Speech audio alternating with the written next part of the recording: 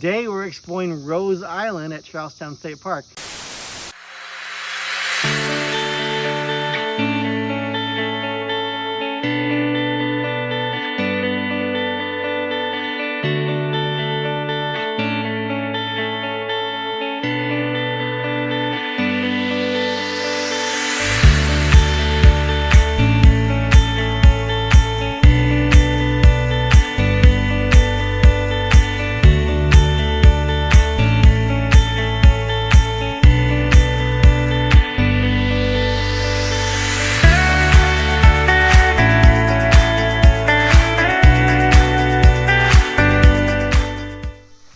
One of the cool things I love about Rose Island is there's all this old history that still exists. You just got to know where to look.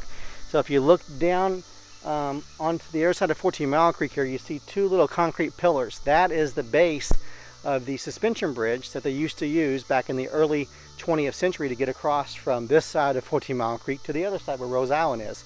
There's pictures at the entrance, at the top in the park archives of all the Model T Fords parked at the base of this hill that we just walked down, and they would literally park here and pay their admission to go across the suspension bridge and get into Rose Island.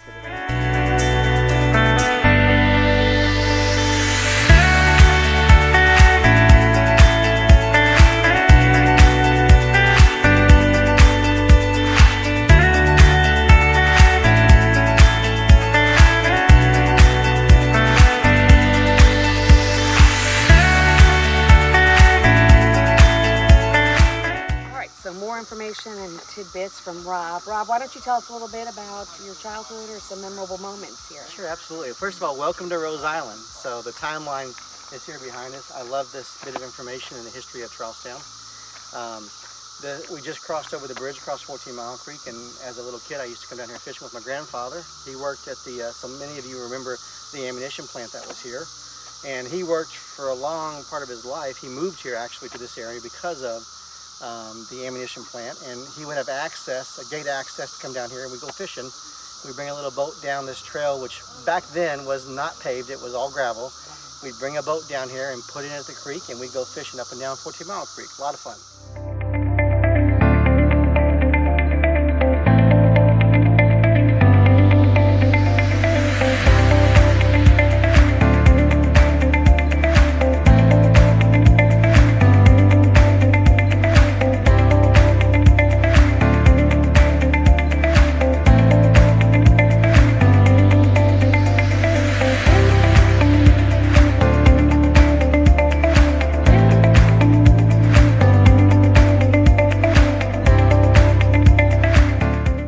So when you're down here at Rose Island, make sure you check out all the blue markers for the flood of 1937, which was what destroyed a lot of the picnic grounds and the resort itself.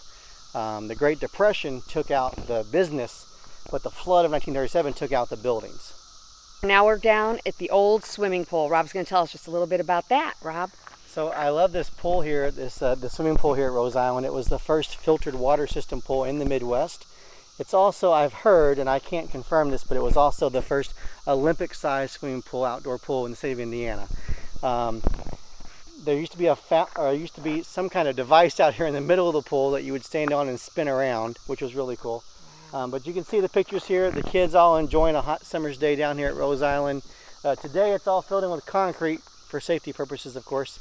I came down here years ago with somebody that worked here at the park, and it was before that Rose Island Park was developed, and it was full of frogs and all kinds of other God's creatures. So it was quite amazing to see it down here still, after all these years, still just existing as a pool.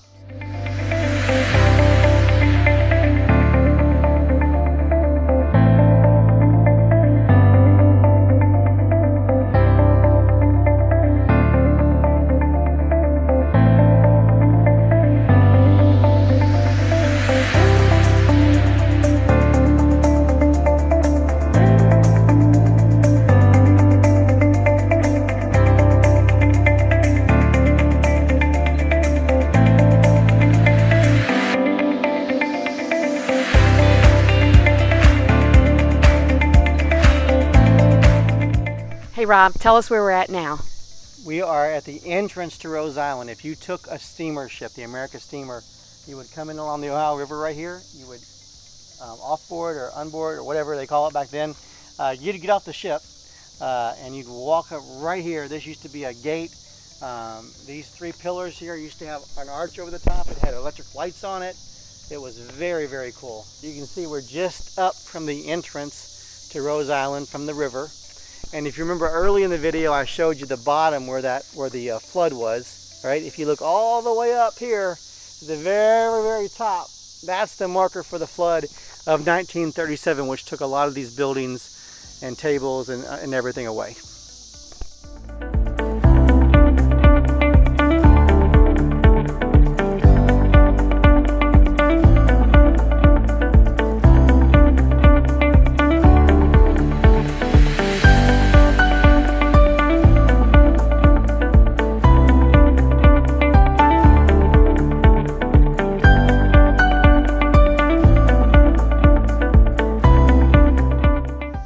Posts all around here, and there's a metal plate there. When this park first opened up, or when this part of the park first opened up, they used to have, I don't know what they're called, but they used to be able to wind them up and it would play sound, and it was one of the employees from the park back in the 1930s, and they interviewed him and was talking a lot about the history of the park.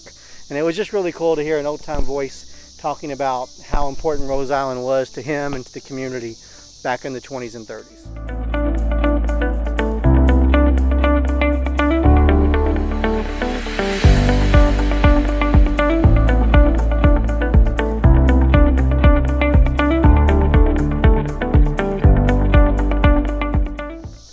There marks one of the boundaries of the cages they used for the zoo to house Teddy the bear and other raccoon and other animals they had down here as the zoo during the summer. One last piece of information about Rose Island that I just absolutely just love is, you know, it was founded as Fern Grove Church Picnic Area back in 1886. You see these stumps. These are, I think, probably this is cedar wood.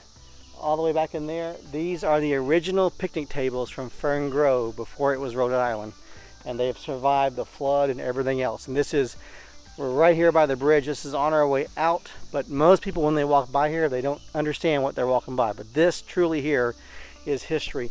Think about the picnic table you have in your backyard. Would it last 135 years?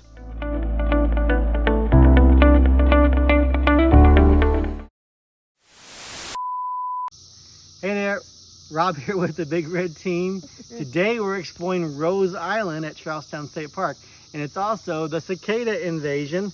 My camera operator, Buffy, does not like cicadas, so I'm just going to throw them back this way.